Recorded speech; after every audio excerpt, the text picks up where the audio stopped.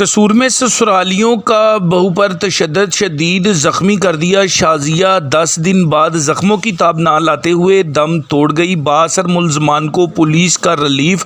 قصور کے تھانہ شیخم کے علاقہ میں 1 سال قبل شازیہ کی شادی عمر سہیل سے ہوئی تھی، جس کی اپنی کزن کے ساتھ ناجائز تعلقات تھے۔ اس کے باعث گھر میں اکثر جھگڑا رہتا تھا۔ جھگڑے کے باعث کشیدگی اختیار کرنے کے بعد متعدد بار اس خاتون کو تشدد کر کے زخمی بھی کیا گیا۔ عمر سہیل اکثر تشدد کرتا نظر آتا تھا۔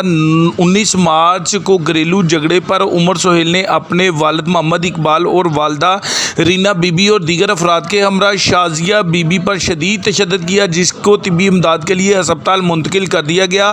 بعد ازاں قصور سے لاہور جنرل ہاسپٹل منتقل کیا گیا تھا۔ تھانہ شیخم پولیس نے سیاسی مداخلت پر بروقت ملزمان کو گرفتار نہیں کیا اور تھانہ میں مقدمہ نمبر 114/22 بجرم 338 سی پہ درج کر لیا گیا، جبکہ شازیہ بی بی 8 ماہ کی حاملہ تھی اور میڈیکل لیگل کے مطابق بھی دیگر دفعات مقدمہ میں شامل نہیں کی گئی۔ 30 مارچ کو شازیہ بی بی زخموں کی تاب نہ لاتے ہوئے لاہور جنرل ہاسپٹل میں دم توڑ گئی۔ مدعی مقدمہ محنت کش راشد علی نے مبینہ الزام عائد کیا کہ ملزم نے اس کی بہن پر شدید تشدد کیا ہے اور قبل ازیں بھی تشدد کرتا تھا۔ 8 ماہ کی حاملہ تھی میری بہن، اس کو شدید تشدد کر کے اس کا بچہ پیٹ میں ہلاک ہو گیا۔ بعد ازاں اس کو طبی امداد کے لیے ہاسپٹل منتقل کر دیا گیا، جو کہ 30 مارچ کو زخموں کی تاب نہ لاتے ہوئے دم توڑ گئی۔ اگر پولیس کی جانب سے کارروائی کی بات کریں تو پولیس میرٹ پر کارروائی نہیں کر رہی۔ دیگر ملزمان کی گرفتاری عمل میں نہیں آئی۔